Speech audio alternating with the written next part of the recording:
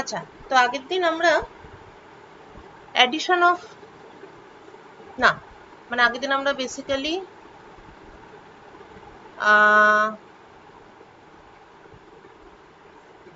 Jimin effect শুরু করেছিলাম এবং বলেছিলাম যে জিমেন এফেক্টটা হচ্ছে বেসিক্যালি একটা ম্যাগনেটিক ফিল্ডের মধ্যে অ্যাটমকে রেখে দিলে কি হবে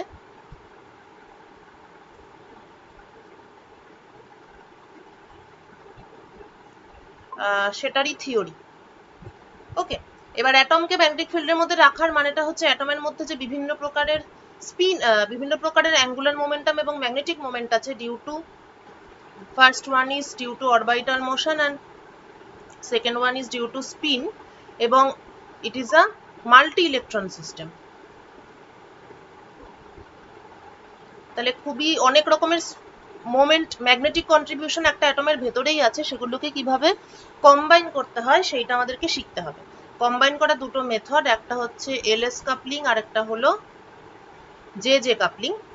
তো এলএস কাপলিং এবং এবার ব্যাপারটা হচ্ছে এই যে এলএস কাপলিং আর জে জে কাপলিং হচ্ছে এইগুলোও এক ধরনের ম্যাগনেটিক ইন্টারাকশন, কিন্তু এটা হচ্ছে ইন্টারনাল ম্যাগনেটিক ফিল্ড,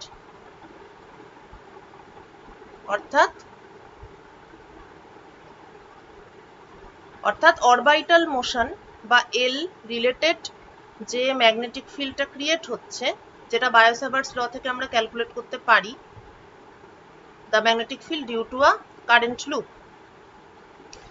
সেই ম্যাগনেটিক ফিল্ডের সঙ্গে স্পিনের ম্যাগনেটিক মোমেন্ট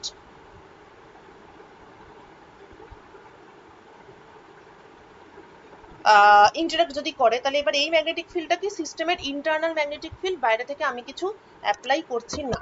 তো স্পিন ম্যাগনেটিক মোমেন্টটা যদি ওই অরবিটাল ম্যাগনেটিক ফিল্ডের সঙ্গে ইন্টারাক্ট করে, ওই তাহলে একটা ছোট মতন এক্সট্রা হ্যামিল্টনিয়ান জেনারেট হয়, সেটা দিয়ে পারটারবেশন থিওরি ইত্যাদি করে পুরো ব্যাপারটা স্টাডি করা যায়। এই জিনিসটাকেই বেসিক্যালি এলএস কাপলিং বা রাসেল সন্ডার্স, মানে এলএস নয়, এলএসটা তো একটু স্পেশালাইজড ব্যাপার, সেটা জিনিসটাকেই বেসিক্যালি স্পিন অরবিট কাপলিং বলা হয়। এবার সেটার একটা লম্বা কোয়ান্টাম মেকানিক্যাল থিওরি আছে, কিন্তু সেইটা আউট অফ স্কোপ, তাই আমরা জাস্ট রুলটা পড়বো। So rule of addition of angular momentum. ধরা যাক একটা সিস্টেম আছে যেটার ইলেকট্রনিক মানে একটা অ্যাটম যার ইলেকট্রনিক কনফিগারেশন হচ্ছে 1s2 2s2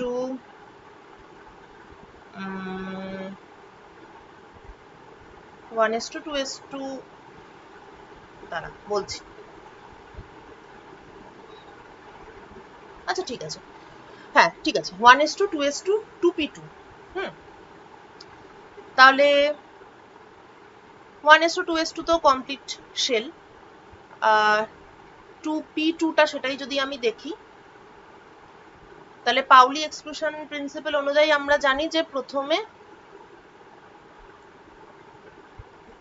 মানে গ্রাউন্ড স্টেটে এইরকম ভাবে থাকবে ব্যাপারটা, কারণ আগে এরকম এরকম হয়, তারপরে আবার অপোজিট স্পিনগুলো ফিল আপ হতে হতে যায়।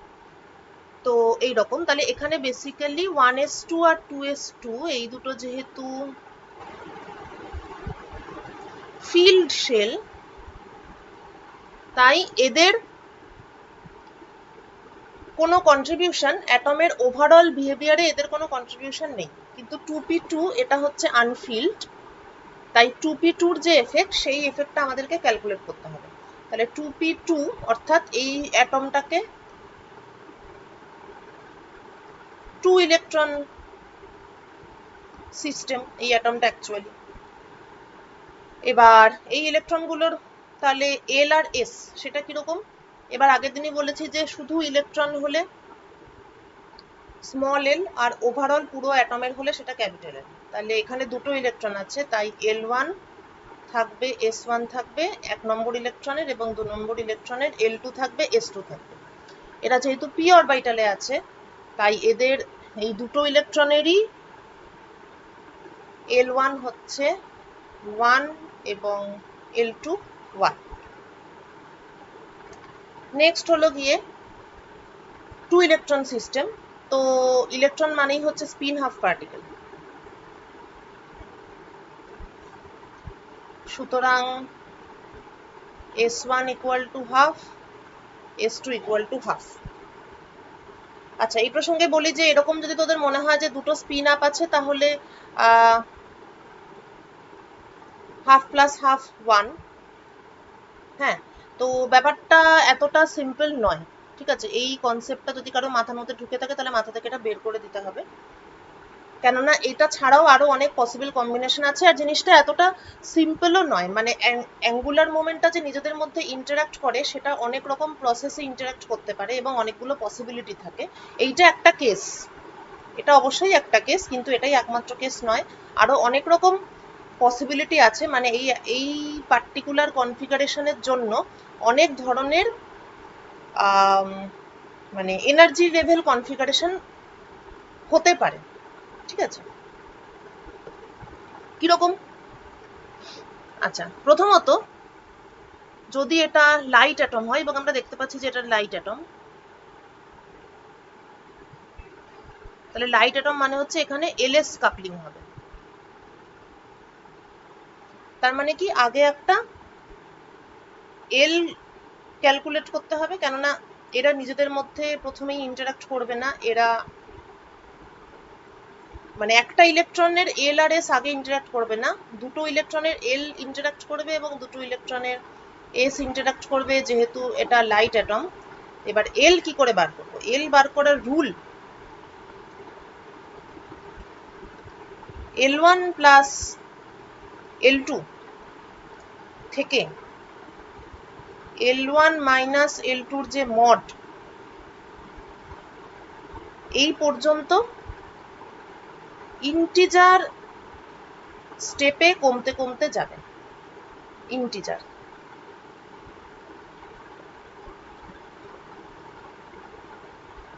সেইটা হচ্ছে আমার টোটাল এল। তাহলে এই সিস্টেমের জন্য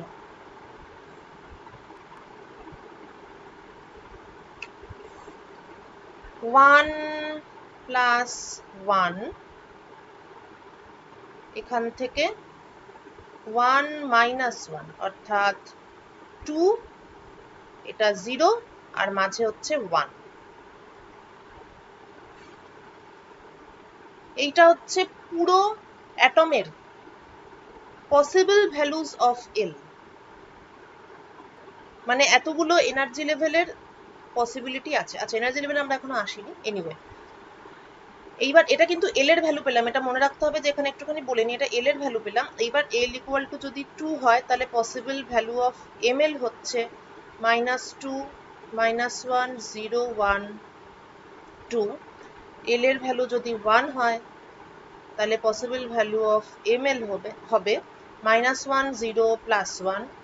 এল এর ভ্যালু যদি 0 হয়, তাহলে possible value of M L will be 0। L এবং এম এল এটা কিন্তু কনফিউজ করলে চলবে না, ওকে? এবার নেক্সট হচ্ছে S, S of the entire system, S of the atom. S of the অ্যাটমটা কিরকম? একই, exactly same rule. S1 plus S2 থেকে S1 minus S2 mod, so half plus half, half minus half, তার মানে 1, 0। 1 আর 0 মাঝে integer step আর কিছু নেই, তার মানে এস এর এই দুটোই পসিবল ভ্যালু আছে, 1 এবং 0।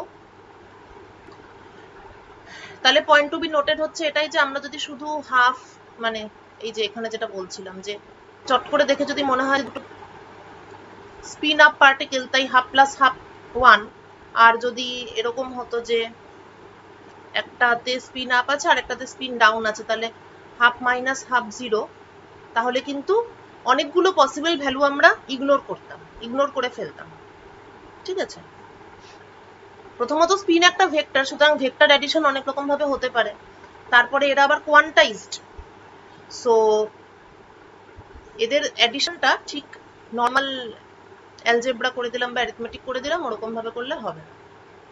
আচ্ছা, এস এর এটা হচ্ছে এস এর ভ্যালু, তো এস এর ভ্যালু যদি হয় 1 তাহলে এম এসটা হবে -1 0 +1। এস এর ভ্যালু যদি হয় 0 তাহলে এম এস এর ভ্যালু হবে 0। ওকে, এইবার এই যে বিভিন্ন রকমের কনফিগারেশন পেলাম এগুলোকে কিভাবে লেখা হয় এটা এই পেজেই করতে হবে। যেইভাবে লেখা হয় সেই লেখার স্টাইলটাকে বলে স্পেকট্রোস্কোপিক নোটেশন। কেন বলে?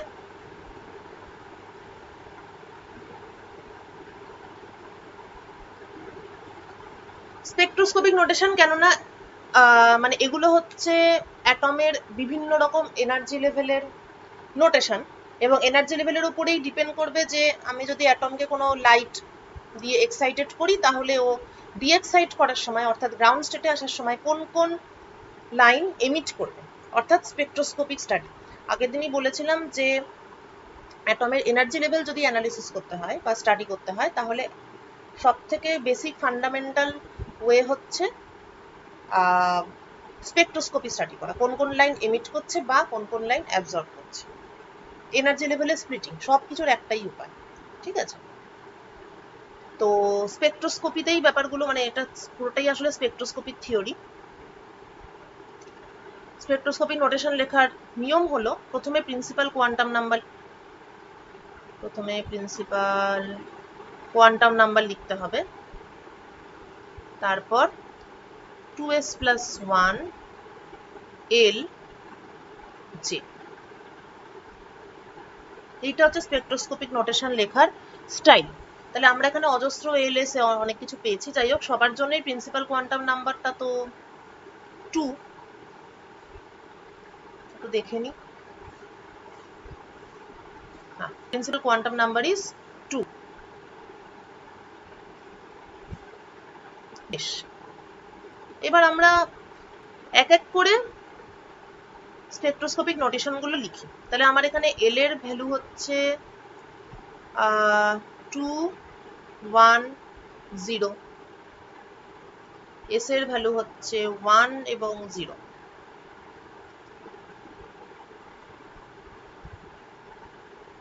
তাহলে এবার অজস্র স্পেকট্রোস্কোপিক নোটেশন বেরোবে। এটার জন্য নেক্সট পেজে যেতে হবে। 2 1 0 আর এস হচ্ছে 1 0। ওকে,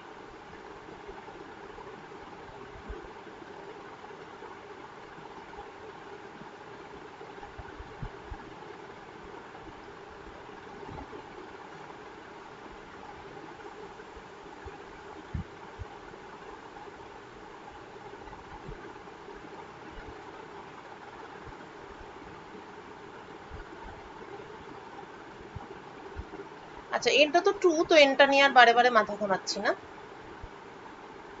এল এর ভ্যালু 2 1 0,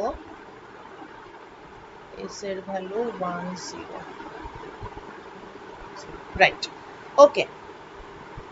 তাহলে আমার যেহেতু এটা লেখার জন্য এস আর জে দুটোই কাজে, মানে এস এল জে তিনটেই কাজে লাগছে, তাহলে আমাকে এবার যে দিকে কনসেন্ট্রেট করতে হবে, যেগুলো বার করি। যে বের করারও একই মেথড, মানে যেটাতে actually total angular momentum, spin এবং অরবিটকে কম্বাইন করলে যেটা আমরা পাই। তাহলে এল প্লাস এস থেকে এল মাইনাস এস এর মড পর্যন্ত integer steps. So l equal to 2, s equal to 1, সেখান থেকে যে পাবো 2 আর 1 3, 3 2 1, এই তিনটে যে পাবো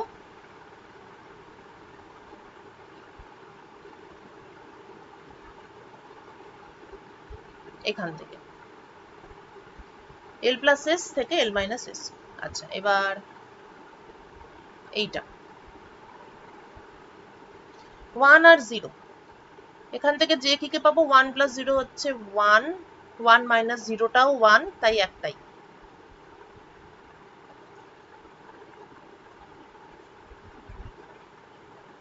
ও আচ্ছা,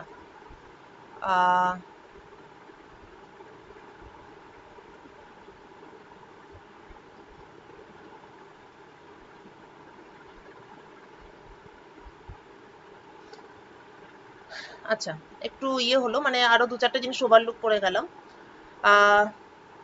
l ইকুয়াল টু 2 আর s ইকুয়াল টু 1 এর জন্য হচ্ছে 3 2 1। এবার l ইকুয়াল টু 2, এটা কিভাবে দেখাবো, l ইকুয়াল টু 2 আর s ইকুয়াল টু 0, সেটার জন্য হবে 2 প্লাস 0 2 এবং 2 মাইনাস 0 2। ঠিক আছে, এটার জন্য এটা ওকে।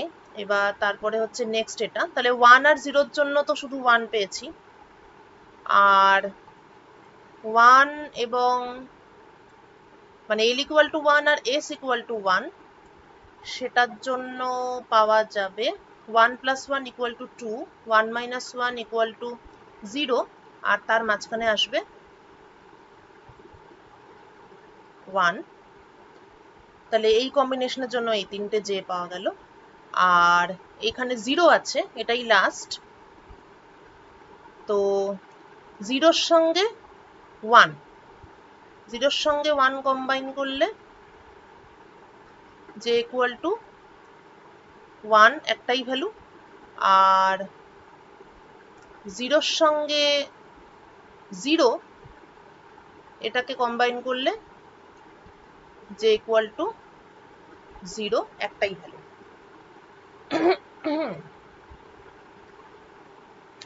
সো এল এস জে এদের কতগুলো কম্বিনেশন তাহলে পাওয়া গেল একটু দেখি। 2 1 2 1, তার জন্য 3 2 1, ওকে। তারপর হচ্ছে 2 0, 2 0 এর জন্য পেয়েছি দ্য রেড ওয়ান অর্থাৎ 2। তারপর নেক্সট হচ্ছে 1 0, বা 1 0 নয়, 1 1টাই আগে লিখি। 1 1, তার জন্য পেয়েছি 2 1 0। তারপরে আসবে 1 0, তার জন্য একটাই, আর তারপরে আছে 0 1 এবং 0 0, 0 1 0 0, 0 1 এর জন্য শুধু 1, আর 0 0 এর জন্য শুধু 0। 1 2 3 4 5 6 7 8 9 10, 10 পসিবল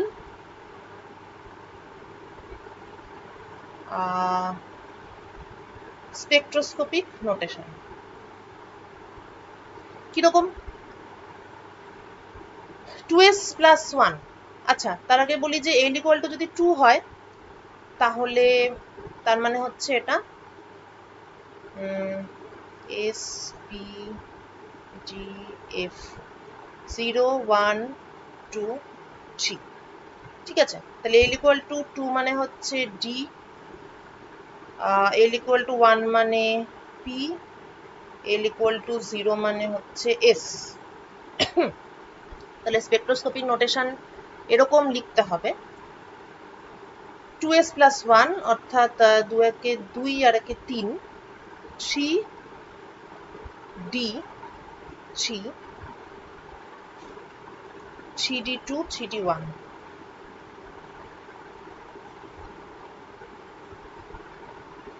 তারপরেরটা 2s প্লাস 1 অর্থাৎ শুধু 1, তাহলে 1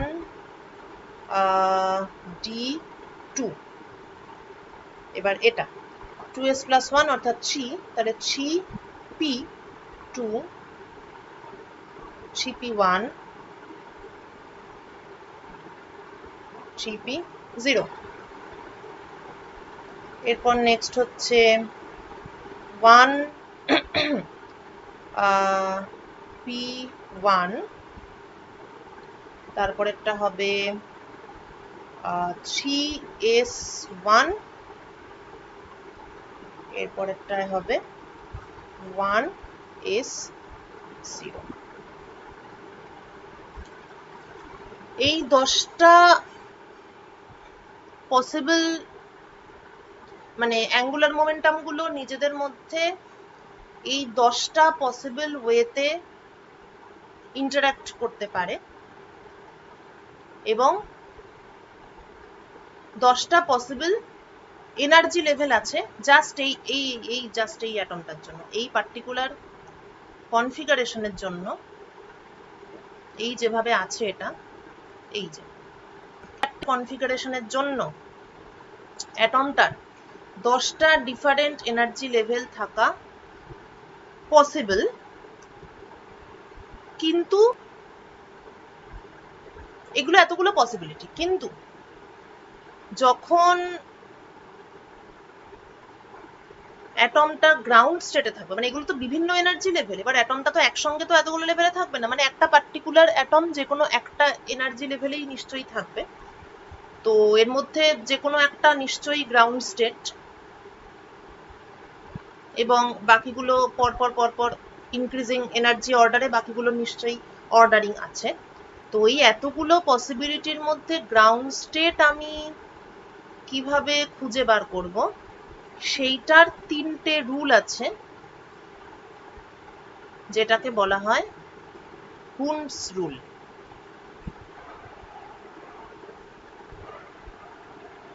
সেই হুন্ডস রুলটা আমরা পরে করব, ঠিক আছে? এটা জাস্ট মানে বললাম আর কি, যে এতগুলো পসিবল এনার্জি লেভেলের মধ্যে গ্রাউন্ড স্টেট কোনটা সেটা হুন্ডস রুল দিয়ে খুঁজে বার করা যায়, এবং তার উপরে এনার্জিগুলো অর্ডারে সাজানো যায়, সেটা আবার আরো যাই হোক খুব কমপ্লিকেটেড থিওরি। তো এই হচ্ছে স্পেকট্রোস্কোপিক নোটেশন এবং অ্যাডিশন অফ অ্যাঙ্গুলার মোমেন্টামের বেসিক। এইটা কারোর কোনো কোশ্চেন আছে, মানে বোঝা যায়নি এরকম কিছু আছে? কিভাবে লিখলাম নোটেশনগুলো বা কিভাবে মানে অ্যাডিশনগুলো করলাম, এটা একটু বলতো।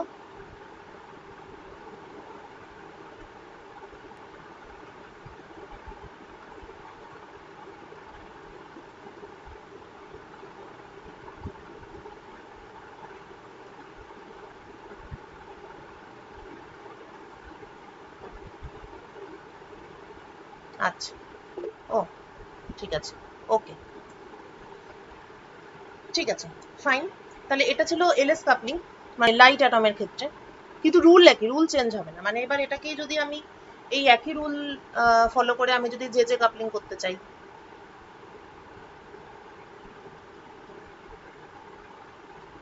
মনে করি এই অ্যাটমটাতেই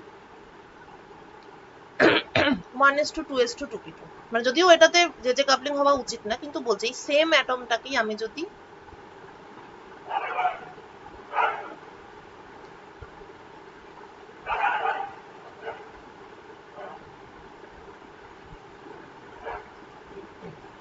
সেম অ্যাটমটাকে আমি যদি যে কাপলিং করতে চাইতাম,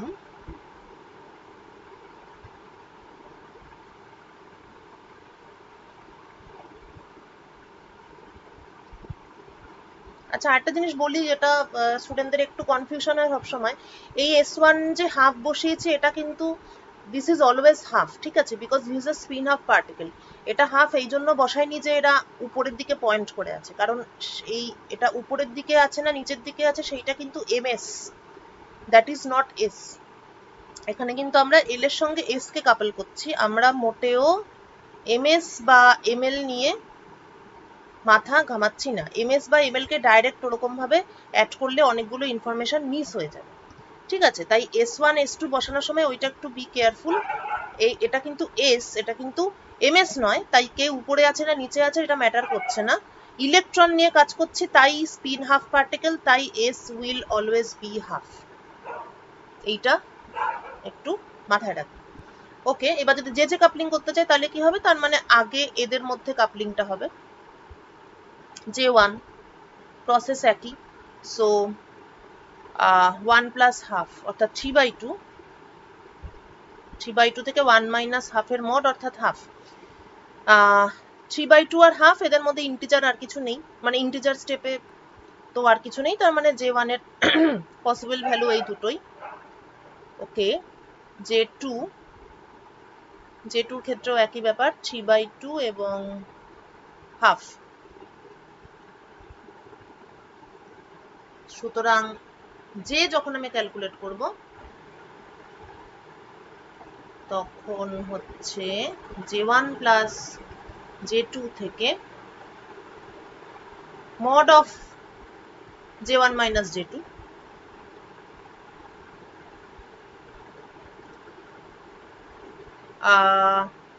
এবার চারটে কম্বিনেশন, রাইট?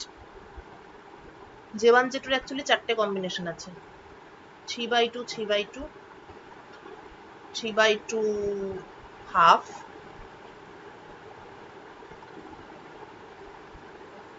হাফ 3/2 এবং হাফ হাফ। আচ্ছা, এবার এর মধ্যে এটা তো বোঝাই যাচ্ছে যে এইটার থেকে একই, মানে এই কম্বিনেশনটা এটা তো অ্যাকচুয়ালি একই, কেননা J1 plus J2 J1 minus J2 এর মড, তার মানে এখান থেকে একই ব্যাপার, একই সেট পাওয়া যাবে। তো তাহলে ব্যাপারটা এরকম দাঁড়াচ্ছে, possible values of total angular momentum for this particular atom, যদি এর যে কাপলিং হতো। কি কি হতে পারে?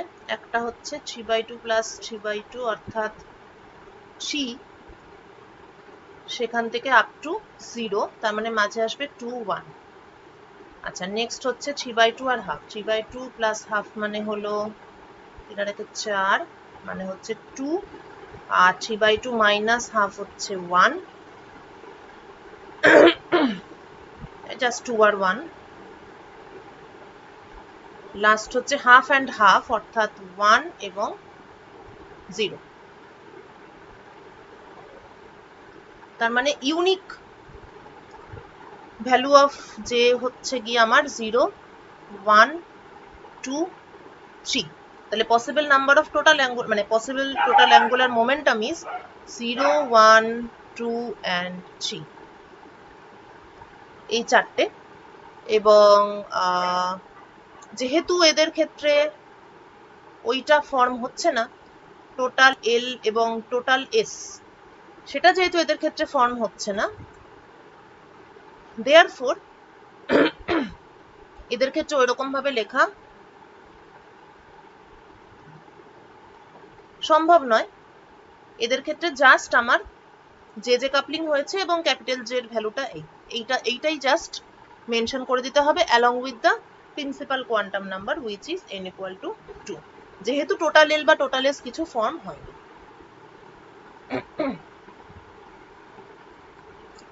ওকে,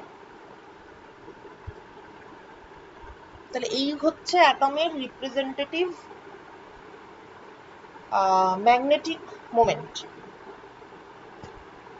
এইবার এটা 2 ইলেকট্রন সিস্টেমের ক্ষেত্রে বললাম।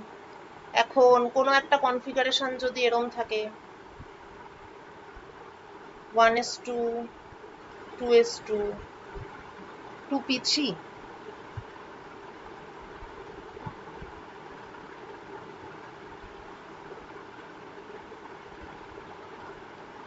L1 S1 L2 S2 L3 S3 1 1 1 half half half.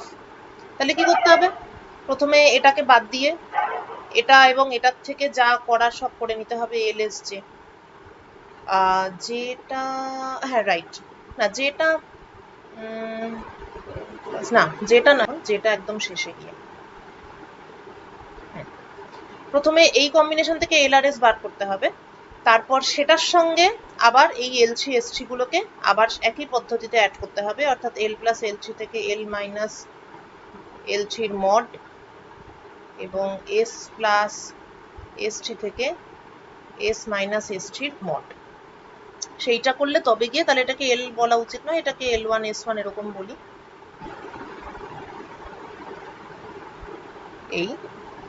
সেইটা করলে তবে গিয়ে আমরা ফাইনাল এল এবং ফাইনাল এস পাবো। তারপর সেখান থেকে আমরা যেমন ভাবে জে বার করছিলাম তেমন করে জে বার করব, অর্থাৎ আরো এক পাতা বেশি লাগবে পুরো ক্যালকুলেশনটা করার জন্য।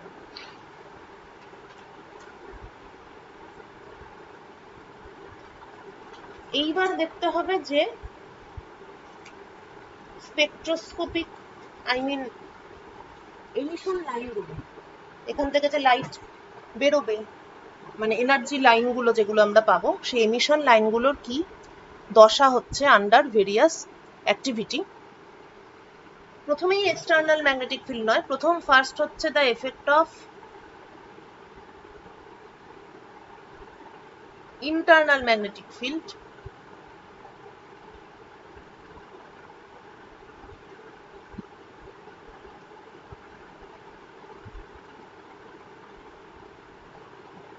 অর্থাৎ effect of spin orbit coupling. খুব ইন্টারেস্টিং এবং একটা ইম্পর্টেন্ট কোশ্চেনের অ্যান্সার পাবে এখান থেকে।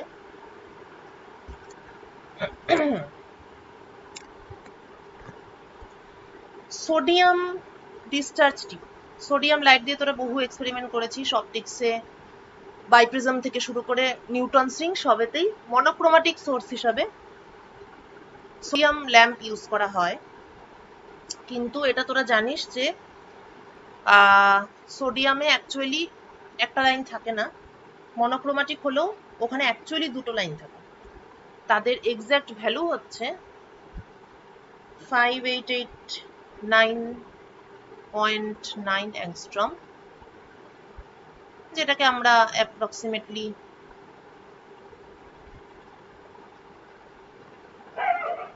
5890 অ্যাংস্ট্রম বলি,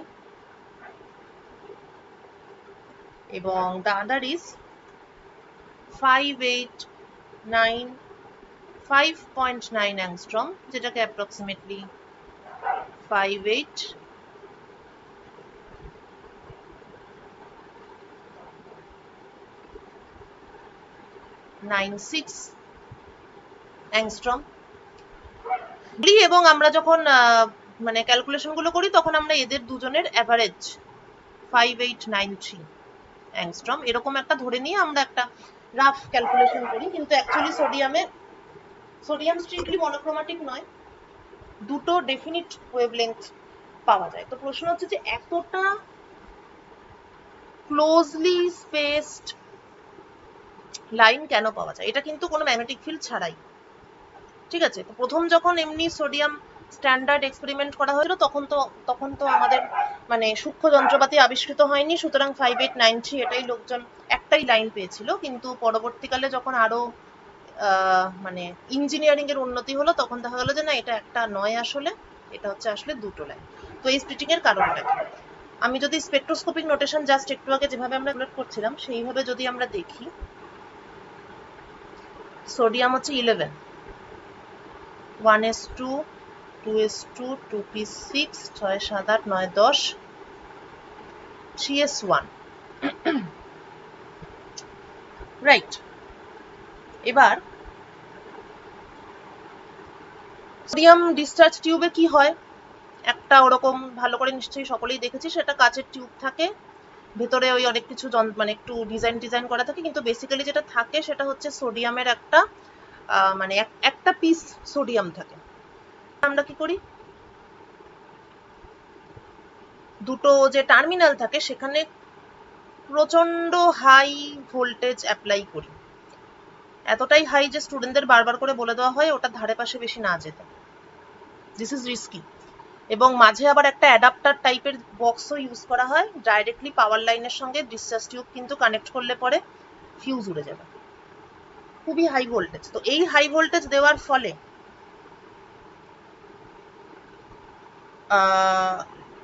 মানে অ্যাটমগুলো হচ্ছে মানে হাই ভোল্টেজ দেওয়ার ফলে অ্যাটমগুলো এনার্জি অ্যাবজর্ব করে, আয়োনাইজড হয় প্রথমে, অনেক সেটা আশা করি তোরা জানিস যে হাই ভোল্টেজ দেওয়ার ফলে একদম প্রথমে আয়োনাইজেশন হয়, তারপরে হাই ভোল্টেজের মানে কেননা চার্জ ছাড়া তো ভোল্টেজের সঙ্গে ইন্টারাক্ট করবে না, কোনো একটা সার্টেন চার্জ থাকলে তবেই ভোল্টেজ ইনটু চার্জ, সেটা হচ্ছে এনার্জি। তো প্রথমে আয়োনাইজড হয় হাই ভোল্টেজের আন্ডারে, তারপরে ওগুলো তাহলে আয়ন পাওয়া গেল, সোডিয়াম আয়ন এবং ফ্রি ইলেকট্রন পাওয়া গেল।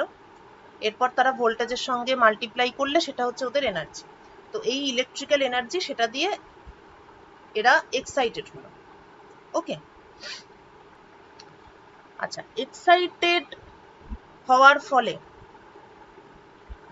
ও আচ্ছা, এটা একটা জিনিস বললাম, এটা হ্যাঁ আয়োনাইজড হয় সেটা ঠিকই, কিন্তু শুধু যে আয়নগুলোই এক্সাইটেড হয় এরকম নয়, মানে সকলেই আয়োনাইজড হয় সেটাও নয়। আয়োনাইজেশন একটা প্রবাবিলিস্টিক প্রসেস, তো সকলেই আয়োনাইজড হয় এরকম নয়। যারা অ্যাটম কন্ডিশনে থাকে সেগুলোও মানে কলিশনের ফলে, মানে মেকানিক্যাল এনার্জি, একটা তো ইলেকট্রিক্যাল এনার্জি এটা, আবার এই ইলেকট্রিক্যাল এনার্জি নিয়ে তারা আবার নিউট্রাল সোডিয়াম অ্যাটমগুলোর সঙ্গে কলিশন হয়, ফলে ওরা মেকানিক্যাল এনার্জিও পায়। মেকানিক্যাল এনার্জির ফলে এরা এক্সাইটেড হতে পারে। তো যেই নিউট্রাল সোডিয়াম অ্যাটমগুলো মেকানিক্যাল এনার্জির ফলে এক্সাইটেড হচ্ছে, তারা, নিউট্রাল সোডিয়াম অ্যাটমগুলোর কথা বলছি, আয়নের কথা বলছি না, তারা এক্সাইটেড হয়ে CS1 এ যে ইলেকট্রনটা ছিল, CS, সেটা 3p তে চলে যায়। 3p সাপোজ এখানে যেখানেই যাক p তো p থাকবে, অর্থাৎ এল এর ভ্যালু গ্রাউন্ড স্টেটে 0 ছিল আর এস এর ভ্যালু হাফ ছিল। এখন এল এর ভ্যালু 1 হয়েছে আর এস এর ভ্যালু হাফ আছে। ওকে, এবার যদি স্পিন অরবিট কাপলিং এর ব্যাপারটা আমি টোটালি ইগনোর করি, তাহলে এখান থেকে একটাই স্পেকট্রাল লাইন পাওয়া উচিত, সেটা হচ্ছে এখান থেকে সিএস থেকে ছিপিতে গেছে, ছিপি থেকে সিএসে আসবে, একটাই এমিশন লাইন জেনারেট হবে। কিন্তু ইন রিয়েলিটি এটা হয় না, কেননা স্পিন অরবিট কাপলিং বলে একটা বস্তু থাকে। তো স্পিন অরবিট কাপলিং এর ফলে কি হচ্ছে, যখন গ্রাউন্ড স্টেটে ছিল তখন স্পেকট্রোস্কোপিক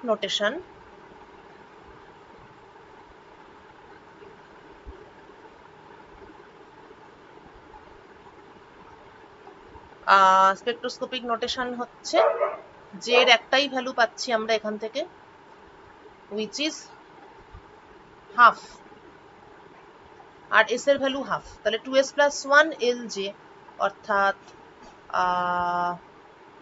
2,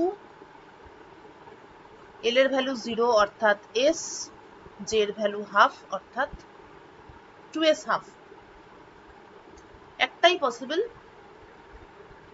এনার্জি কনফিগারেশন। আচ্ছা, এবার এটার ক্ষেত্রে কি হবে, জে এর ভ্যালু 1 + হাফ অর্থাৎ 3/2 এবং 1 - হাফ অর্থাৎ হাফ, therefore 2p, কেননা l = 1 অর্থাৎ p, 2p 3/2 and 2p half. এবার এদের কার এনার্জি ভ্যালু কত সেটা পারটারবেশন থিওরি ছাড়া বের করা সম্ভব নয়, কোয়ান্টাম মেকানিক্সের পারটারবেশন থিওরি।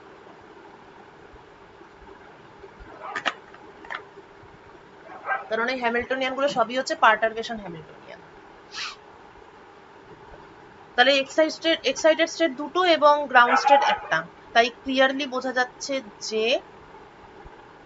যখন এটা কিছুক্ষণ পরে অটোমেটিক্যালি গ্রাউন্ড স্টেটে আসবে, কেননা এক্সাইটেড স্টেটের লাইফ টাইম হচ্ছে ন্যানো সেকেন্ড অর্ডারের, তাহলে 2p 3/2 থেকে 2s হাফে আসবে এবং 2p হাফ থেকে 2s হাফে আসবে।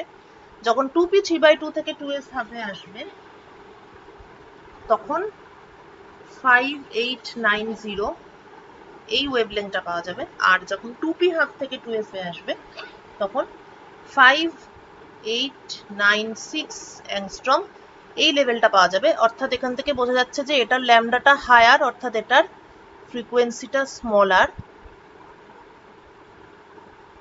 অর্থাৎ 2p3/2টা উপরে আছে, 2p½ নিচে আছে, আর এটা হচ্ছে আমার 2s½ তাহলে এটার জন্য একটা লাইন, এটার জন্য একটা লাইন, এবং এদের মাঝখানকার স্প্লিটিংটা হচ্ছে করেসপন্ডস টু 6 অ্যাংস্ট্রম। এই 6 অ্যাংস্ট্রম মানে এতটা ছোট একটা ওয়েভলেন্থকে আলাদাভাবে ডিস্টিংগুইশ করার জন্য খুব মানে সেই লেভেলের প্রিসিশন, হাই প্রিসিশন সেটআপের দরকার। তবে এখন তো ল্যাবরেটরিতে এগুলো অ্যাভেলেবেল, এবং তোদের একটা এক্সপেরিমেন্ট তো ছিল প্র্যাকটিক্যালে, সোডিয়ামের ডি লাইনকে স্প্লিট করার এক্সপেরিমেন্ট। ও সেটা করিয়েছি কিনা আমি এখন মনে করতে পারছি না, এটা হয়নি মনে হয়, কলেজ খুললে করিয়ে দেবো। ওকে, ঠিক আছে। আচ্ছা, এখানে একটাই কথা বললাম, সেটা হচ্ছে আমি এখানে কিন্তু প্রিন্সিপাল কোয়ান্টাম নাম্বারগুলো লিখছি না, ওটা কিন্তু তোরা খেয়াল করে লিখবি, ঠিক আছে, পরীক্ষায় যখন লিখবি। প্রিন্সিপাল কোয়ান্টাম নাম্বারটা না লিখলে কিন্তু স্পেকট্রোস্কোপিক নোটেশন কমপ্লিট হবে না, ওটা কিন্তু লিখতেই হবে। বেশ, তাহলে এলএস কাপলিং এর ফলে সোডিয়ামের দুটো লাইন পাওয়া যাচ্ছে, D1 এবং D2 লাইন। এই গেল ইন্টারনাল ম্যাগনেটিক ফিল্ডের এফেক্ট। এইবার হলো গিয়ে এর উপরে যদি এক্সটার্নাল ম্যাগনেটিক ফিল্ড এসে চাপে,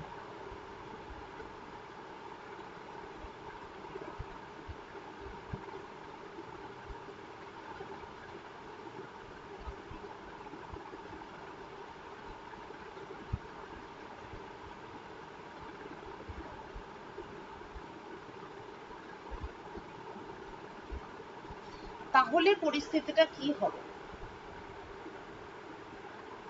প্রথমে একটা স্পেশালাইজড নেব, যেটার ক্ষেত্রে S ইকুয়াল টু 0, যেমন মানে এখানেই আমরা পেয়েছি, এই যে এখানে যেমন আমরা অনেকগুলো কনফিগারেশন টেস্ট করছিলাম, তার মধ্যে এইটা, এইটা এবং এইটা, এই তিনটে পার্টিকুলার কনফিগারেশনে টোটাল এসটা 0 ছিল, ঠিক আছে। এবার যদিও একটা সমস্যা আছে, সেটা হচ্ছে রিয়েলিস্টিক কেসে একটা, দুটো, তিনটে পার্টিকুলার কনফিগারেশন সিলেক্ট করাটা তো একটু মুশকিল, তাই S ইকুয়াল টু 0 সেটা আমরা একটু অন্যভাবেও চুজ করতে পারি। ফর এক্সাম্পল, আমরা একটা ক্লোজড শেল অ্যাটম নিতে পারি, মানে আমরা এই এক্সটার্নাল ম্যাগনেটিক ফিল্ডের এফেক্ট স্টাডি করার জন্য এমন একটা সিস্টেম নিতে চাইছি যার এসটা 0 কিন্তু এলটা নন 0, এইরকম একটা সিস্টেম নিতে চাইছি। তো আমরা এমন কোনো একটা ক্লোজড শেল অ্যাটম নিতে পারি। ক্লোজড শেল অ্যাটম মানেই হচ্ছে যদি পি হয় তাহলে পুরোটাই ফিল্ড আপ, ঠিক আছে। তো সেটার ক্ষেত্রে স্পিন কন্ট্রিবিউশন কিন্তু 0 হবে, মানে ওটা যেইভাবে আমি ক্যালকুলেশন করেছি, ডিটেল ক্যালকুলেশন, সেটা করলেও দেখবি যে এসটা 0ই আসছে, কিন্তু এটা যেহেতু পি অরবিটাল তাই এলটা নন 0। হ্যাঁ, তো এই ধরনের কোনো একটা অ্যাটম নিয়ে যদি আমি এক্সপেরিমেন্ট করি, বা তো এটা এমনি যদিও মনে হচ্ছে যে এটা ইনার্ট গ্যাস, মানে নোবেল গ্যাস নিলে এরকম একটা পেতে পারি। নোবেল গ্যাস ছাড়াও আমি কোনোটা আয়ন নিয়েও কাজ করতে পারি, ঠিক আছে। ফর এক্সাম্পল এইটাই, এখানে আমি যদি সোডিয়াম আয়ন নিয়ে কাজ করি, ঠিক আছে, সোডিয়াম আয়ন, তার মানে এই জিনিসটা থাকছে না, এটা অ্যাবসেন্ট, তাহলে এই পর্যন্ত ক্লোজ শেল, টোটাল স্পিন 0, কিন্তু এলটা, এই ইলেকট্রনগুলো কনসিডার করলে এলটা হচ্ছে 1, এরকম একটা ব্যাপার। এমন কোন সিস্টেম যেটার এলটা নন 0 কিন্তু এসটা 0, মানে এটা হচ্ছে সিম্পলেস্ট কেস। তো এরকম অ্যাটমের ক্ষেত্রে আমি একটা ম্যাগনেটিক ফিল্ড নিলাম, which is B0 k cap, z ডাইরেকশনে নিয়েছি, তাহলে আমার হ্যামিল্টনিয়ান লেখার দরকার নেই যেহেতু আমরা শ্রোডিঞ্জার ইকুয়েশন আর ক্যালকুলেট করছি না। তো এনার্জির চেঞ্জ, ঠিক আছে, অরিজিনালি যা এনার্জি লেভেল ছিল প্রত্যেকটা এনার্জি লেভেলের চেঞ্জ হবে। চেঞ্জটা কিরকম হবে? মাইনাস মিউ ডট বি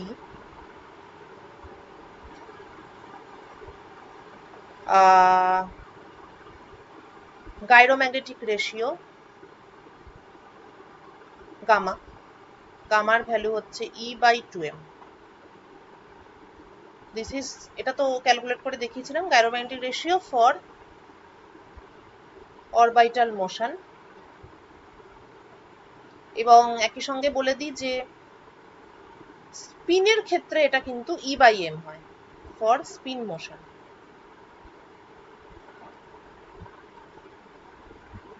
একটা 2 ফ্যাক্টর দিয়ে গুণ হয়ে যায়, সেটা ওই যাই হোক ক্যালকুলেশন করে একজন সায়েন্টিস্ট দেখি, মানে প্রথমে ভ্যালু ট্যালু ম্যাচ করছিল না, পরে দেখা গেল যে এখানে একটা 2 থাকতে হবে। চাই তো এবার যেহেতু জেড ডিরেকশনে পয়েন্ট করে আছে, তার মানে এটা হচ্ছে গামা এলজেড বি নট। এবার এলজেড তো quantised, ML H cut minus gamma ML H cut B naught, গামার ভ্যালুটা কি বাঁচে। এবার এখানে আমরা এনার্জি চেঞ্জের শুধু ভ্যালুটাই নিচ্ছি, কেননা কারণ সাইনটা এখানে অ্যাকচুয়ালি ম্যাটার করছে না, ঠিক আছে, ম্যাগনিটিউডটাই ম্যাটার করছে এবং এমএল এর ভ্যালুটাতে অলরেডি প্লাস থেকে মাইনাস সমস্ত ভ্যালুই আছে, তাই sign will be automatically taken care of by ML. সুতরাং সাইনটাকে আমরা ইগনোর করছি। অ্যামাউন্ট অফ এনার্জি চেঞ্জ হচ্ছে E/2m ml h cut B not, এবং এই পুরো ব্যাপারটার মধ্যে এমএল এর তো একটা রেঞ্জ অফ ভ্যালু থাকবে, বি নটটা আমি অ্যাপ্লাই করেছি into EH cut by 2m। এই যে ব্যাপারটা, এটা হচ্ছে একটা ইউনিভার্সাল কনস্ট্যান্ট ফর ইলেকট্রন, মানে ইলেকট্রনের চার্জ, ইলেকট্রনের মাস এবং Planck's constant. EH cut by 2m এই জিনিসটাকে বলা হয়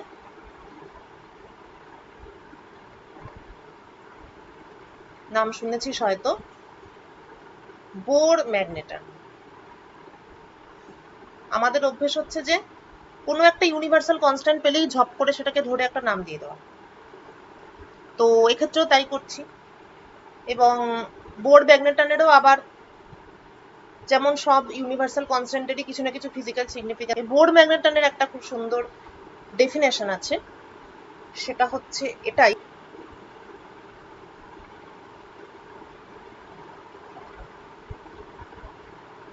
তোমাকে যদি কেউ জিজ্ঞেস করে যে what exactly is Bohr magneton, EH cut by 2m টা তো অ্যাকচুয়ালি একটা ফর্মুলা, কিন্তু বোর ম্যাগনেটন জিনিসটা অ্যাকচুয়ালি কি, আমরা যদি ইলেকট্রনের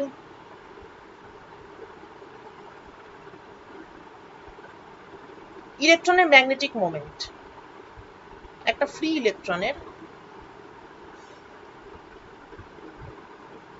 ম্যাগনেটিক মোমেন্ট ক্যালকুলেট করতে চাই, ম্যাগনেটিক মোমেন্ট যদি ক্যালকুলেট করতে চাই, তাহলে আমরা ম্যাগনেটিক মোমেন্ট যখন আমরা স্টাডি করি তখন আমরা অ্যাকচুয়ালি মানে সব থেকে ইজিলি আমরা কোনটা স্টাডি করতে পারি, সেটা হচ্ছে আমরা স্টার্ন-গার্লেচে দেখেছিলাম যে আমরা এস জেড মানে জেড কম্পোনেন্টটা আমরা সব থেকে ইজিলি স্টাডি করতে পারি। মানে এস এর স্কোয়ার স্টাডি করার তো আলাদা কিছু নেই, এস এর স্কোয়ার তো স্পিন হাফ পার্টিকেল আমরা জানি, মানে এস এর ভ্যালুটা, কিন্তু একটা ফ্রি ইলেকট্রনের ম্যাগনেটিক মোমেন্ট কত এটা যদি আমাকে কেউ জিজ্ঞেস করে, তার জেড কম্পোনেন্টটা মেনশন করাটাই হচ্ছে সব থেকে ভালো জিনিস, কেননা স্পিনের স্কোয়ার মেনশন করে আমার কোনো লাভ নেই। মেজারমেন্ট যদি আমাকে আদৌ করতেই হয় তাহলে আমাকে এস জেডটাই জানতে হবে, কেননা ম্যাগনেটিক ফিল্ডের সঙ্গে যখন ইন্টারাক্ট করবে তখন এস জেড মানে কম্পোনেন্টগুলোই অ্যাকচুয়ালি কাজে লাগবে, তার মানে রেলিভেন্ট কোয়ান্টিটি হচ্ছে এস জেড। ওকে, এবার এস জেড, তো এস জেড যদি বের করতে যাই তাহলে গাইরোম্যাগনেটিক রেশিও হচ্ছে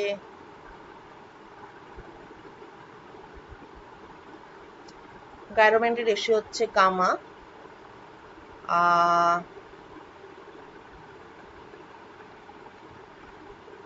ও সরি,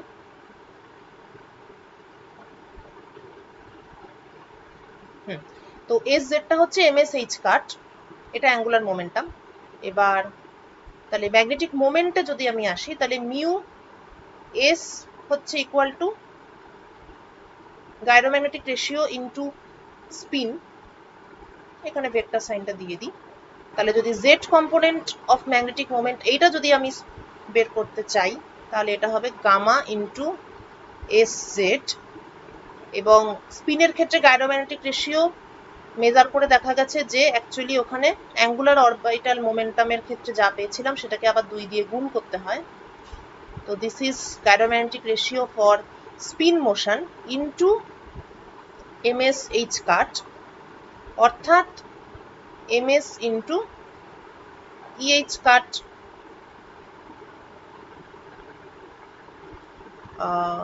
ও হ্যাঁ ঠিক আছে, ইএইচ কাট বাই এম, 2 কেটে গেল, right, EH cut by M. তাহলে এটা হচ্ছে ফ্রি ইলেকট্রনের ম্যাগনেটিক মোমেন্ট। এবার এমএস এর ভ্যালুটা কি, plus minus half, plus minus EH cut by 2m, ঠিক আছে। ফ্রি ইলেকট্রনের ম্যাগনেটিক মোমেন্ট স্টাডি করতে গেলে I will study the Z component of the magnetic moment, এবং গাইরোম্যাগনেটিক রেশিও ইত্যাদি বসিয়ে টসিয়ে এমএস এর ভ্যালু বসিয়ে আমরা the result is plus minus EH cut by 2m। এই জিনিসটাই হচ্ছে, this is the definition of Bohr magneton. Bohr ম্যাগনেটনের সিম্বল হচ্ছে 1, মানে সিম্বল হচ্ছে মিউ বি বা প্লাস মাইনাস 1 বোর ম্যাগনেটন। তো একটা ফ্রি ইলেকট্রনের ম্যাগনেটিক মোমেন্টের যে ভ্যালু, সেটাকেই ম্যাগনেটিক মোমেন্টের ইউনিভার্সাল ইউনিট হিসাবে ইউজ করা হয়। তাহলে ইলেকট্রনের ইম্পর্টেন্স গুলো বুঝতে পারছিস তো, মানে ইলেকট্রনের যে চার্জ, সেটাকে চার্জের ইউনিট হিসাবে ইউজ করে। কুলমটা যদিও ট্র্যাডিশনালি ইউজ করা হয়, কিন্তু মডার্ন ফিজিক্সে ইলেকট্রনের চার্জটাকেই চার্জের ইউনিট হিসাবে বেশিরভাগ জায়গায় ইউজ করা হয়। এবং ম্যাগনেটিক মোমেন্টের ইউনিটের ক্ষেত্রেও একটা ফ্রি ইলেকট্রনের ম্যাগনেটিক মোমেন্টকেই ম্যাগনেটিক মোমেন্টের ইউনিট হিসাবে ইউজ করা হয়। অর্থাৎ এই অ্যাটমটাকে যদি আমি ম্যাগনেটিক ফিল্ডে বসাই, তাহলে তার এনার্জি চেঞ্জ কত হবে না, ml b naught Bohr magneton বা ml b নট মিউ, এই হচ্ছে ওর energy change. Bohr magneton is a very famous এবং স্পেশাল ইউনিট।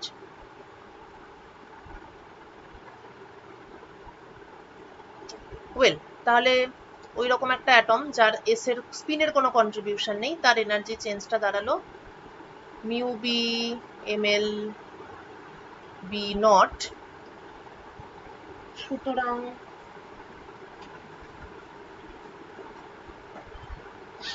ধরা যাক আমি দুটো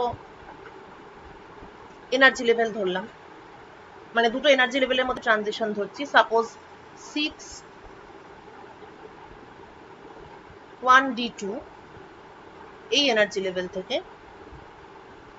5.1p1 এই এনার্জি লেভেলে ট্রানজিশন হবে।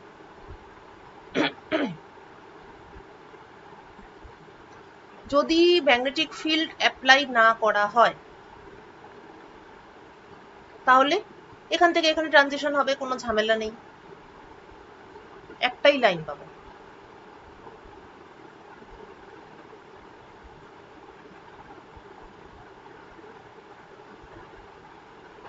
কিন্তু যদি if I apply non zero magnetic field, তাহলে প্রত্যেকটা লাইন স্প্লিট করবে অ্যাকর্ডিং টু ml। যেমন ডি এর ক্ষেত্রে তার মানে এল এর ভ্যালু হচ্ছে এসপিডি, অর্থাৎ এল এর ভ্যালু 2 আর এস এর ভ্যালু 0। আর পি এর ক্ষেত্রে এল এর ভ্যালু 1 এবং s এর ভ্যালু 0। s এর ভ্যালু 0 সেটা এখান থেকে বুঝতে পারছি, কেননা দিস ইজ 2s প্লাস 1, সুতরাং দুটো লেভেলের ক্ষেত্রেই s এর ভ্যালু 0। তো এদের ক্ষেত্রে স্প্লিটিং হবে, l ইকুয়াল টু 2 আছে, তার মানে l equal to 0 minus 1 minus 2, oh sorry,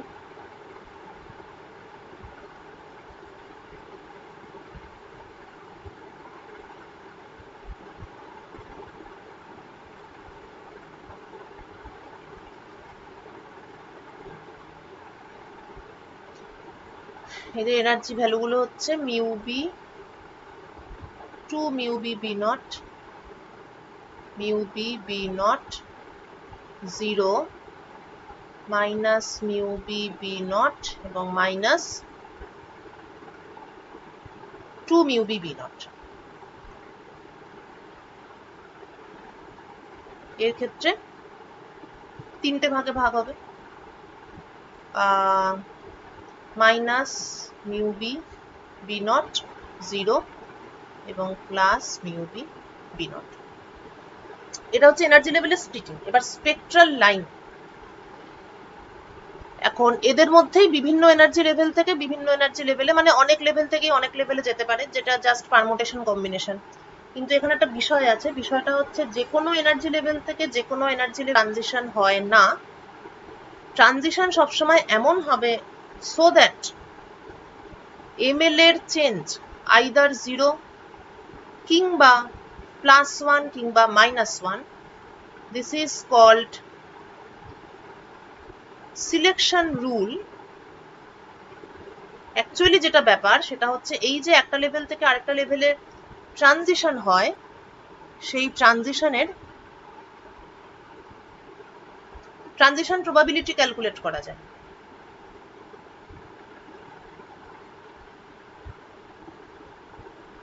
কোন লেভেল থেকে কোন লেভেলে ট্রানজিশন হবে, ট্রানজিশন প্রবাবিলিটি ক্যালকুলেট করা যায়, এবং এর মধ্যে কিছু একটা ফাইনম্যান গোল্ডেন রুল না এরকম কি একটা ব্যাপার আছে, মানে অনেক ব্যাপার আছে, ঠিক আছে। তো এটাও একটা অ্যাগেন কোয়ান্টাম মেকানিক্যাল ক্যালকুলেশন। এবং যদি তোরা ফাইনম্যান লেকচার্স পড়ে থাকিস, ফাইনম্যান লেকচার্সের কোথাও একটা সম্ভবত এটা নিয়ে একটা বেশ একটা আর কি ইজি একটা ডিসকাশন আছে।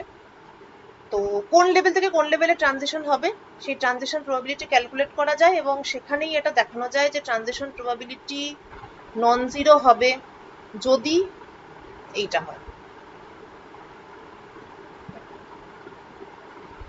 এইটা হলে তবেই transition probability non zero, otherwise transition probability zero. এর মধ্যে পার্টারবেশন থিওরির অবদান আছে, পার্টারবেশন থিওরি ছাড়া এগুলো কোনোটাই।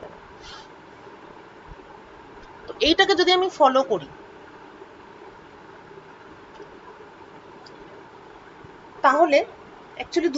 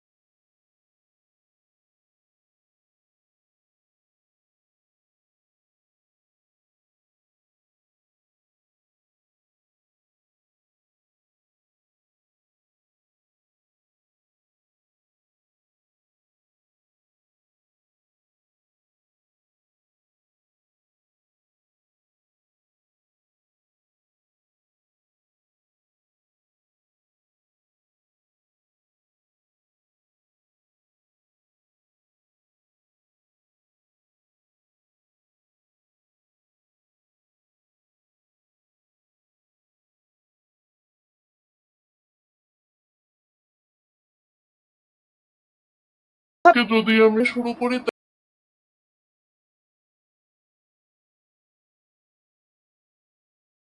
0-তে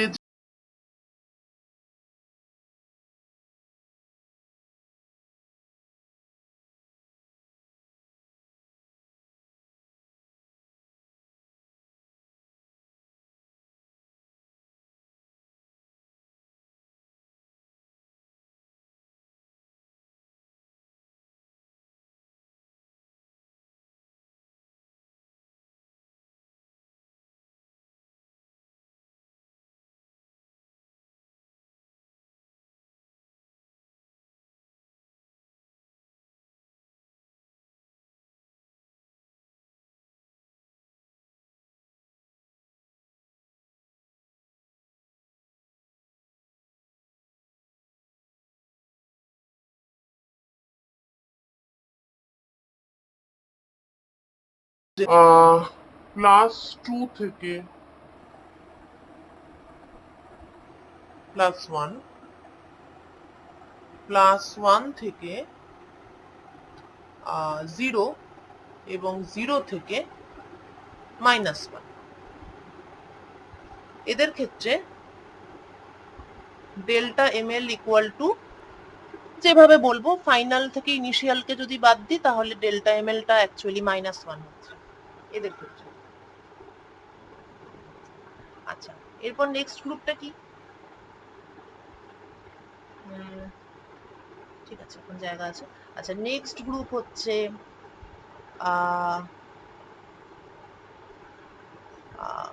0 থেকে +1,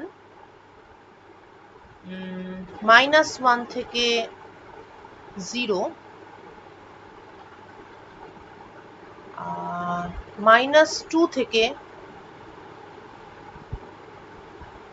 -1,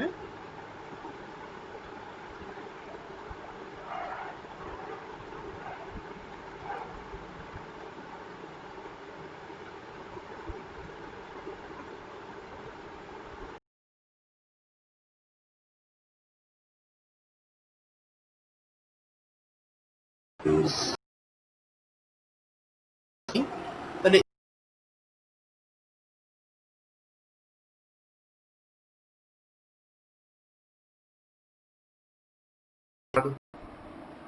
আর হচ্ছে যেটা হয়েছে সেটা হলো 0 থেকে 0-তে গেছে, +1 থেকে +1-এ গেছে এবং -1 থেকে -1-এ গেছে, অর্থাৎ ml এর কোনো চেঞ্জ হয়নি।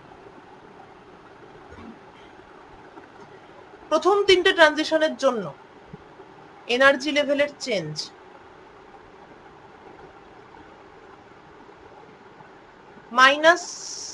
-μb/b0।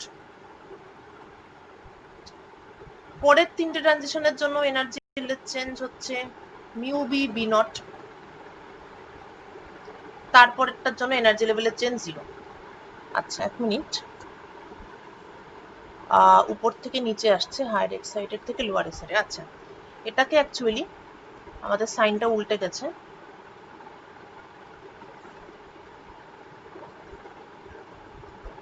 মাইনাস প্লাস মাইনাস, হ্যাঁ মানে উল্টে গেছে এই জন্য বললাম, কেননা এটা তো হায়ার এক্সাইটেড লেভেল, এটা লোয়ার এক্সাইটেড লেভেল, তাহলে আমাদের অ্যাকচুয়ালি এখান থেকে এটাকে মাইনাস করতে হবে। মানে আমি তো আলটিমেটলি কতটা এনার্জি চেঞ্জ হলো সেইটা বার করবো। মানে এটা একদম সেই সিম্পল ব্যাপার আর কি, যে উপরে হায়ার এক্সাইটেড E2, লোয়ার স্টেটটা হচ্ছে E1, তাহলে আমার যে স্পেকট্রাল লাইনটা বেরোবে তার ফ্রিকোয়েন্সিটা হবে E2 - E1 divided by H। We are doing just that, just এটাই করছি, হায়ার এনার্জি থেকে লোয়ার এনার্জি মাইনাস করে H দিয়ে ভাগ করছি। ঠিক আছে, তো সেটাই এখানে করতে গিয়ে দেখলাম যে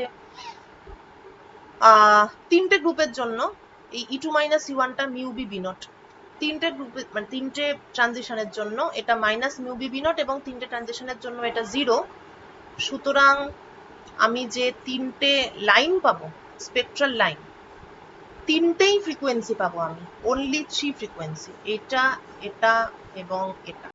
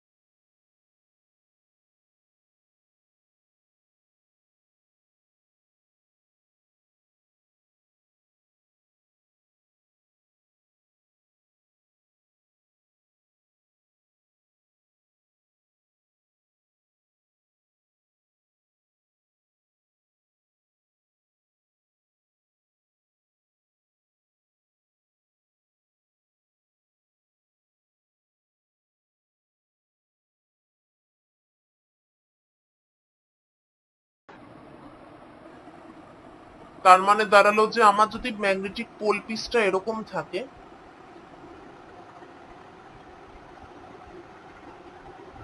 এই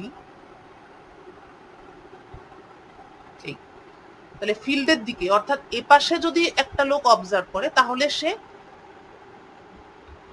এই দুটো লাইন দেখতে পাবে, নিউ প্লাস ডেল্টা নিউ, আর নিউ মানে অরিজিনাল যা ছিল তার সঙ্গে প্লাস ডেল্টা নিউ এবং মাইনাস ডেল্টা নিউ, এবং সে দেখতে পাবে যে এরা সার্কুলারলি পোলারাইজড আছে ইন দ্য অপোজিট ডাইরেকশন।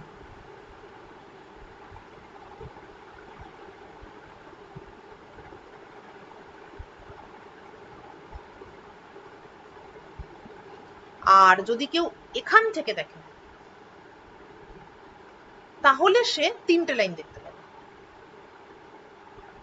একটা নিউ, একটা নিউ প্লাস ডেল্টা নিউ এবং আরেকটা হচ্ছে নিউ মাইনাস ডেল্টা নিউ। এবং এখানে সার্কুলার পোলারাইজেশন নয়, এই দিক থেকে যদি দেখা হয় তাহলে প্লেন পোলারাইজড। অদ্ভুত, খুবই ইন্টারেস্টিং এটাও যে পোলারাইজেশনও হচ্ছে লাইটের, এবং প্লেন পোলারাইজডের মধ্যে এটা হচ্ছে ম্যাগনেটিক ফিল্ডের সঙ্গে পারপেন্ডিকুলার দিকে পোলারাইজেশন হয়, এবং মিডলে যেটা থাকে সেটা ম্যাগনেটিক ফিল্ডের সঙ্গে একই ডিরেকশনে পোলারাইজড হয়। আর আরেকটা জিনিস বলবো সেটা হচ্ছে এই যে অ্যামাউন্ট অফ মানে অরিজিনাল একটা ফ্রিকোয়েন্সি ছিল তার সঙ্গে উপরে কিছুটা শিফটেড লাইন পাচ্ছি আর নিচে কিছুটা শিফটেড লাইন পাচ্ছি, স্পেকট্রাল লাইন পাচ্ছি।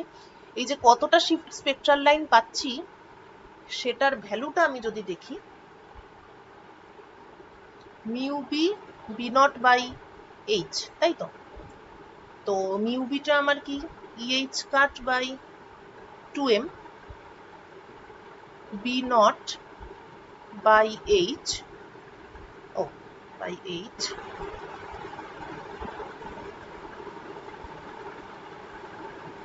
এইচ। এটা আমি যদি মিউ না দেখে ওমেগা দেখতাম, মানে ওমেগাটা আমি যদি ক্যালকুলেট করি আর কি, তাহলে তো এটা কি হবে E H cut by 2m, B nought E H cut, H cut H cut কেটে গেল, E B not by 2m, অর্থাৎ gyromagnetic ratio into magnetic field. এটা কি নিশ্চয়ই মনে পড়ছে যে এটা কিছুই নয়, এটা হচ্ছে লারমার প্রিসিশন ফ্রিকোয়েন্সি। এটাই আমরা পেয়েছিলাম, আমরা হচ্ছে স্পিনের ক্ষেত্রে যখন আমরা ক্যালকুলেট করেছিলাম কোয়ান্টাম মেকানিক্যালি যে স্পিনকে একটা ম্যাগনেটিক ফিল্ডের কি পাবো, যাই হোক সেটা তো স্পিনের ক্ষেত্রে ছিল, মানে আমরা just gamma B not equal to omega L সেটাই আমরা পেয়েছিলাম আর কি। তো অবভিয়াসলি এই একই থিওরি অ্যাঙ্গুলার মোমেন্টামেও প্রযোজ্য, শুধু ডিফারেন্সটা কি গামার ভ্যালুটা চেঞ্জ হচ্ছে, ঠিক আছে, আর কোনো ডিফারেন্স নেই। তো লারমার প্রিসিশন ফ্রিকোয়েন্সির value is always gyromagnetic ratio into magnetic field, ঠিক আছে। তার মানে যদি আমি স্পিনের বদলে এই অ্যাটমটাকেই যদি ম্যাগনেটিক ফিল্ডে রাখি, মানে যে আমি রেখেছি, এবং তার লারমার প্রিসিশন ফ্রিকোয়েন্সি যদি আমি বের করি একই প্রসেসে যেভাবে স্পিনের ক্ষেত্রে বের করেছিলাম, তো তাহলেও আমি মানে omega L equal to gamma B not এটাই পাবো। তার মানে দাঁড়ালো যে একটা অ্যাটমকে এল অ্যাঙ্গুলার মোমেন্টাম এবং মিউ এল হচ্ছে ম্যাগনেটিক মোমেন্ট, এবং দিস ইজ ইকুয়াল টু এইটা ই বাই 2m এল। এটাকে যদি ম্যাগনেটিক ফিল্ডে রাখি তাহলে কি কি ঘটনা ঘটবে? প্রথমত এর উপরে একটা টর্ক অ্যাপ্লাই হবে which is mu l cross b, mu l টা হচ্ছে again e by 2m l cross b, আবার টর্ক ইকুয়াল টু আমরা জানি dl dt, অর্থাৎ dl dt is equal to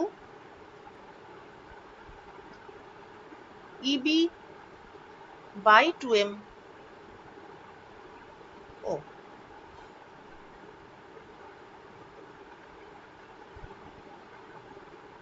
it is equal to l cross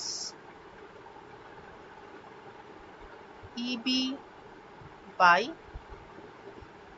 2m, এবং যদি ইলেকট্রনের negative চার্জটাকে consider করা হয়, অর্থাৎ ইর জায়গায় যদি আমি মাইনাস ই বসাই, তাহলে this becomes E B by 2m cross L. Precessional মোশনের ইকুয়েশন হচ্ছে D L D T equal to omega cross L. কোনো একটা ভেক্টর, একটা স্ট্যান্ডার্ড ভেক্টর, সেটা যদি প্রিসেস করে, অর্থাৎ কোনো ফিক্সড অ্যাক্সিসের অ্যাবাউটে একটা স্ট্যান্ডার্ড ভেক্টর যদি এরকম ভাবে মুভ মানে রোটেট করে, সেটাকে প্রিসেশন বলে। প্রিসেশনাল মোশনের ইকুয়েশন হচ্ছে B A D T equal to omega cross A. তো এখন গাইরোম্যাগনেটিক রেশিওর কল্যাণে আমরা দেখতে পেলাম যে অ্যাঙ্গুলার মোমেন্টামও সেই একই ইকুয়েশন স্যাটিসফাই করছে। সুতরাং অ্যাঙ্গুলার মোমেন্টাম বা এল ভেক্টরটা প্রিসেস করছে, প্রিসেশনাল ফ্রিকোয়েন্সি ইজ ওমেগা, অর্থাৎ প্রিসেশনাল ফ্রিকোয়েন্সি ইজ গামা বি। তাহলে টর্ক অ্যাপ্লাই হওয়ার ফলে প্রিসেস করছে, এবং এনার্জি চেঞ্জ তো মাইনাস মিউ ডট পি, এটার ক্যালকুলেশনটা আমরা অলরেডি করে নিলাম। এই পুরো ঘটনাটার ফলে স্পেকট্রাল লাইনের স্প্লিটিং হবে। স্প্লিটিং এর যে অ্যামাউন্ট, সেই অ্যামাউন্টটা is nothing but the Larmor precessional frequency. তার মানে লারমার ফ্রিকোয়েন্সি মেজার করা খুব সহজ। এই অ্যামাউন্ট অফ আর কি স্প্লিটিং, এইটা যদি আমি মেজার করে নিই, তাহলে সেই ভ্যালুটাই আমার Larmor precision frequency. This is the experimental method of determining the Larmor precision frequency. আরো ভালো করে বলতে গেলে experimental method of determining the gyromagnetic ratio for any system. কেননা এই সিস্টেমের ক্ষেত্রে তো আমরা এসটাকে 0 ধরে নিয়েছি, ফলে এটার ক্ষেত্রে যদিও বা আমরা থিওরিটিক্যাল ভ্যালুটা জানি, কিন্তু কোনো আরবিট্রারি সিস্টেম যার এসটা 0 নয়, তার ক্ষেত্রে তো অবভিয়াসলি ব্যাপারটা আলাদা। স্পিনের ক্ষেত্রে যেমন ই বাই এম, তো এটার মধ্যে আমি যদি ফ্রি ইলেকট্রন পাঠাতাম, তাহলে আমি কিন্তু এই একই প্রসেসে, অবশ্য না, ফ্রি ইলেকট্রন পাঠালে সেটা হবে না, কিন্তু এমন কোনো অ্যাটম যদি আমি সিলেক্ট করতাম যার এসটা নন জিরো কিন্তু এলটা 0, সেই সিস্টেমের ক্ষেত্রে আমি গামা বের করতে পারতাম। বা আমি যদি একটা মোস্ট জেনারেল নিই যে এলটাও নন জিরো এসটাও নন জিরো, তার ক্ষেত্রে গাইরোম্যাগনেটিক রেশিও অবশ্যই আলাদা হবে। যে কোনো সিস্টেমের গাইরোম্যাগনেটিক রেশিও বের করার মানে খুব ইজি মেথড হচ্ছে ফিল্ডে অ্যাটমটাকে রেখে কতটা স্প্লিট হচ্ছে না হচ্ছে সেটা স্টাডি করা। তো এই পার্টিকুলার এক্সাম্পল, এটা অবশ্যই একটা স্পেশাল এক্সাম্পল যেখানে এলটা নন জিরো ছিল আর এসটা 0 ছিল। ফলে আমরা ভদ্র মানুষের মতো 3টে লাইন পেয়েছি ট্রান্সভার্স ভিউতে, 3 লাইনস।